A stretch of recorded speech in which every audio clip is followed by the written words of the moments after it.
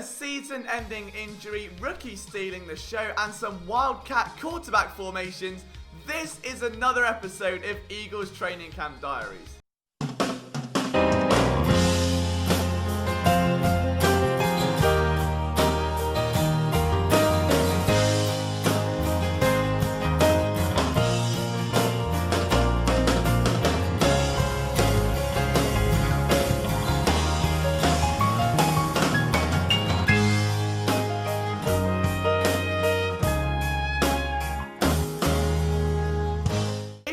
To the channel, first of all, thank you so much for taking time out of your day to check us out. If you could subscribe, that would be absolutely amazing. We'd love to have you as part of our community, and if you're already part of our community, make sure to drop your comments down below, and don't forget, you can join our Discord server where the conversation about all Philadelphia sports never comes to an end. As well as checking us out on phillysportsnetwork.com, where you can get your daily dose of Philadelphia sports coverage from me and all of our writers. Alright, let's kick things off with the elephant in the room. Andre Dillard's summer has been a torrid one at best. He has been worked heavily by guys like Josh Sweat and Joe Ostman, and then things took a very significant downward turn today when he was carted off the field with a biceps injury, an injury that is now ruled him out for the 2020 season. And I think the immediate reaction by fans is, oh my god, we are so lucky that Howie did sign Jason Peters. The problem is, though, there is still no depth behind him. Like, Jordan Mailata would be the backup left tackle right now,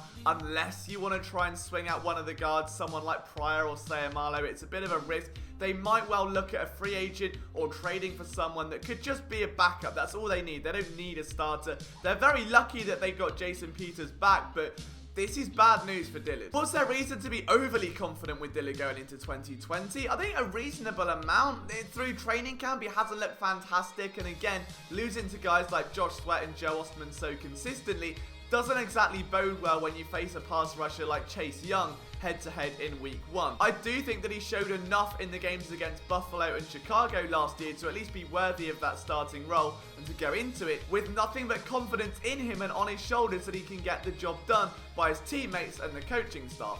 That didn't appear to be a reality because at the end of the day, Jason Peters was brought back in when he wasn't really needed at right guard. I thought Matt Pryor would have been a serviceable guy anyway. Looks like he will be your starting right guard should Peters slide back to the left-hand side. My main worry for Dillard now is the longevity of his career, because he's 25 years old. Okay, he was drafted 2 years ago now. He's got 4 starts under his belt. One of them means nothing because it was a right tackle against Seattle. And he's now going to miss his entire second season. He'll be 25 years old in the 3rd year of his rookie contract and have 4 starts behind him as a first-round pick. That's not good enough, it's not acceptable, and I know you can't help injuries. I know rookies and second-year players pick up injuries all across the board, but that is a massive falling short of expectations for the Eagles. The good news is he should be able to hit year 3, the ground running, pick up where he left off, and know that Jason Peters by that point probably is out of the picture, and there will be Brandon Brooks back at right guard, and there'll be someone, maybe someone like Driscoll or Prince Tega Wanago or a free agent just to tide them over as a backup left tackle. The bad news is that second year he needed this offseason. He needed a long offseason to develop under Jeff Stoutland. He added 20 pounds of mass. He's still struggling against bull rushes. He needed this offseason, and that was ripped away. There's no offseason, there's no preseason. And now in limited training camp action, gone. Season over. It's a real shame. I hope he recovers well, but this is a big knock to take. The good news is JP will likely be a starting left tackle. You can't ask for a better insurance policy than a Hall of Fame bound tackle that has over 10 years experience, so many highlights and memories with the Eagles, ridiculous accolades along the way. This is someone that can hold the fort down. Yes, there are concerns about durability. If he does go down, you are looking at Jordan Mailata. That's not good. I do think the Eagles had someone, but as of right now, you'll have Jason Peters at left tackle and Matt Pryor at right guard. On a slightly brighter note, though, the good news here is that Jannard Avery's injury that was sustained yesterday isn't as severe as once thought. The bone bruise in his knee, and Avery was carted off. A lot of people feared the worst. Maybe it's an ACL, it's a meniscus, whatever it could be. Luckily, and the Eagles never have injury luck, so this is big. It's just a bone bruise. He's day-to-day. He should be back at practice soon. So swiping sweat from 4Reds here. Jannard Avery is okay and good to go.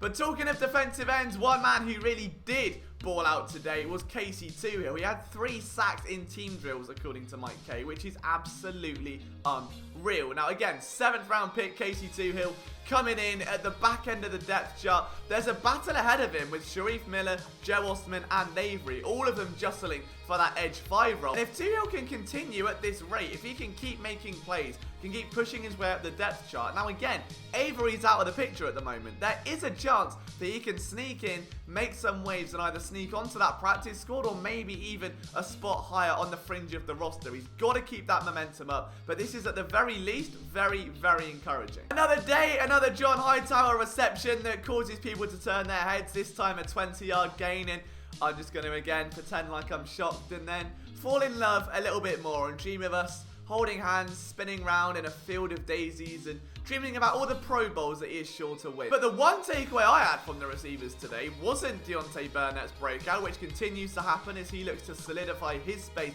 on the practice squad and beyond, but more the nastiness of Jalen Reagor, who was spotted blocking Darius Slay, getting congratulated by Jason Peters. Now, the one thing the Eagles really actually covet in their wide receivers that goes so under the radar is blocking ability. You go back to someone like Jordan Matthews, and in the run game it was so valuable. Alshon Jeffrey started out that way, and you don't see many receivers who have that anymore. Like, especially when you've got more speed guys, it's more finesse, they're a bit more slender, they don't have the frame and the bulk to engage blocks and push corners out of the way, let alone linebackers. So seeing Jalen Reagor not only have the testicular fortitude to go up against Darius Slay, give him a what for and get in his face, but to actually push the block and earn some congratulations from Jason Peters, I like that. We know the Eagles' offensive line won't be great this year, which means they're going to rely on tight ends and wide receivers to carry much more of that workload, to engage in second-level blocks. And if Reagor is willing to lay his body on the line to get in the face of a DB in training camp,